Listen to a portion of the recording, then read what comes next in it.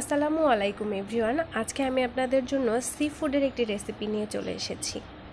তো তার জন্য এখানে আমি 1 কেজি পরিমাণ কাঁকড়া নিয়ে নিয়েছি। সেই কাঁকড়াগুলোকে আমি ভালো করে ধুয়ে কেটে পরিষ্কার করে নিয়ে চলে এসেছি। এখন এগুলোকে আমি স্টিম করার জন্য চুলায় বসিয়ে দিয়েছি। তো তার জন্য এখানে আমি একটি পাতিলে গরম পানি নিয়ে নিয়েছি, তার উপর একটি ছাঁকনি দিয়ে এর মধ্যে আমি কাঁকড়াগুলোকে দিয়ে দিচ্ছি। এখন এগুলোকে আমি ঢেকে 5 মিনিটের জন্য কুক করতে দিব। 5 মিনিট কিন্তু হয়ে গিয়েছে, আমার কাঁকড়া কিন্তু অলরেডি সিদ্ধ করাও হয়ে গিয়েছে। এখন এটাকে আমি নামিয়ে নিব। এই পর্যায়ে আমি একটি কড়াইতে তেল দিয়ে দিচ্ছি। আমি এখানে 1 কাপ পরিমাণ তেল দিয়ে দিয়েছি। এখন এই তেলের মধ্যে আমি দিয়ে দিয়েছি পেঁয়াজ কুচি। এখানে আমি 1.5 কাপ পরিমাণ পেঁয়াজ কুচি নিয়ে নিয়েছি। এখন পেঁয়াজগুলোকে আমি ভালোভাবে ভেজে নিব। এই পর্যায়ে এখানে আমি দিয়ে দিচ্ছি 1 টেবিল চামচ পরিমাণ জিরা বাটা, দিয়ে দিচ্ছি এখানে আমি 1 টেবিল চামচ পরিমাণ আদা বাটা। এখন এগুলোকে আমি নেড়েচেড়ে মিশিয়ে নিব যাতে করে পুড়ে না যায়। দিয়ে দিচ্ছি এখানে আমি 1.5 টেবিল চামচ পরিমাণ রসুন বাটা, দিয়ে দিচ্ছি এখানে আমি পেঁয়াজ বাটা 1 টেবিল চামচ পরিমাণ। এখন সমস্ত উপকরণগুলোকে আমি নেড়েচেড়ে ভালোভাবে মিশিয়ে নিচ্ছি। এই পর্যায়ে এখানে আমি দিয়ে দিচ্ছি লাল মরিচের গুঁড়া 2 টেবিল চামচ পরিমাণ। যারা যেমন ঝাল খাবেন তারা তেমন পরিমাণ এখানে ঝাল দিবেন, এটা আপনাদের উপরেই ডিপেন্ড করবে। এখন দিয়ে দিচ্ছি আমি স্বাদমতো লবণ। এই পর্যায়ে আমি ভালো করে নেড়েচেড়ে সব কিছু মিশিয়ে নিব আর দিয়ে দিচ্ছি এখানে আমি পানি। এখানে আমি সামান্য একটু পানি দিয়ে দিই। একটু কষানো হয়ে গেলে এখন এই পর্যায়ে আমি দিয়ে দিচ্ছি কাঁকড়ার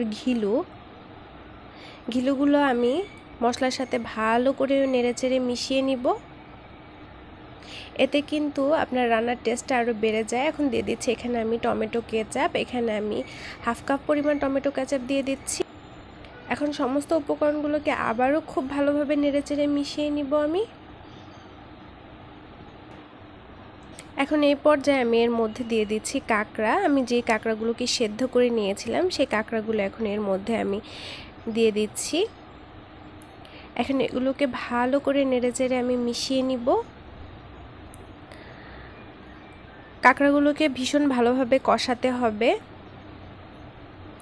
আপনি যত ভালো করে তরকারি কষাবেন ততই কিন্তু খাবারের টেস্টটা বা তরকারির টেস্টটা আরও অনেক গুণ বেড়ে যাবে। এখন এটাকে আমি ঢেকে রান্না করব 5 থেকে 7 মিনিটের মতো।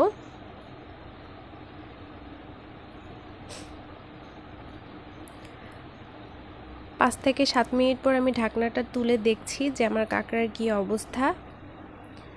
এটা থেকে কিন্তু অলরেডি পানি শুকিয়ে গিয়েছে। আমি কিন্তু এটাকে হাই হিটে রান্না করছি না, এই পর্যায়ে কিন্তু এটাকে আমি মিডিয়াম টু লো হিটে রান্না করছি।